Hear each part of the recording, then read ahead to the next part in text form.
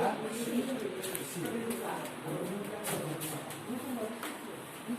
mo kikiyat ang ganda. Kikiyat ang hapon.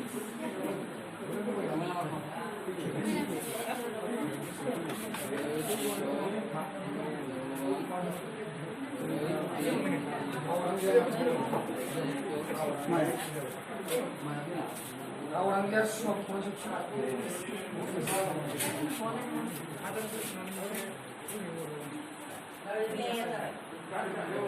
sudah